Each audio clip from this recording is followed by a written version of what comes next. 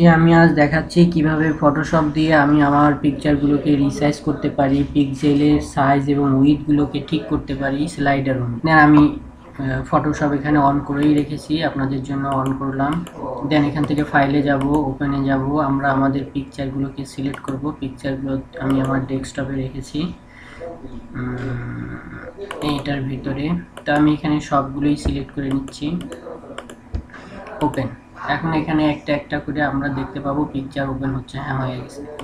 একটা, দুইটা, তিনটা, চারটা। তো এই পিকচারটাকে প্রথমে আমি রিসাইজ করি। যেমন ইমেজে যাব, ইমেজ সাইজে যাব, 1200 পিক্সেল উইথ, ঠিক আছে, এটা এরকমই থাকুক, আমি এটাই চাচ্ছি। এটা 350 আছে, 350ই থাকুক, এটাই চাচ্ছি। সুতরাং ওকে, এটা ঠিক আছে, সেট করার প্রয়োজন নেই, ঠিক আছে। তারপরও আমরা সেভে একটু ক্লিক করে রাখি, সরি, ক্যান্সেল, সেভ অ্যাজ না, সেভ, ওকে। এখন এই পিকচারটা অনেক ছোট দেখা যাচ্ছে, এটা রিসাইজ করলে ফেটে যাবে, তারপরও আমরা করি আপনাদের দেখানোর জন্য। উইথ চাচ্ছি আমরা 1200 পিক্সেল, আর হাইট চাচ্ছি 350 পিক্সেল, ব্যাস, ওকে।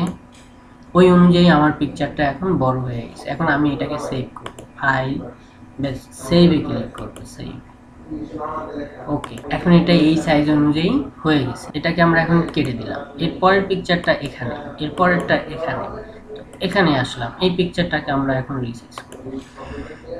ইমেজ সাইজ 1200 পিক্সেল, এটাকে চাচ্ছি 350 পিক্সেল করতে, হাইট, ব্যাস, ওকে। এখন কি করব, আমরা সেভ করব, সেভ। এখন এটাকে আমরা কেটে দিলাম। আর একটা পিকচার আছে, এটাকেও আমরা ওই অনুযায়ী করব। সাইজ মিস 1200 পিক্সেল আছে, এটাকে 350 পিক্সেল, ওকে, ব্যাস। এরপরে কি করব, ফাইল, এরপরে কি করব, সেভ, ওকে, সেভ হয়ে গেছে।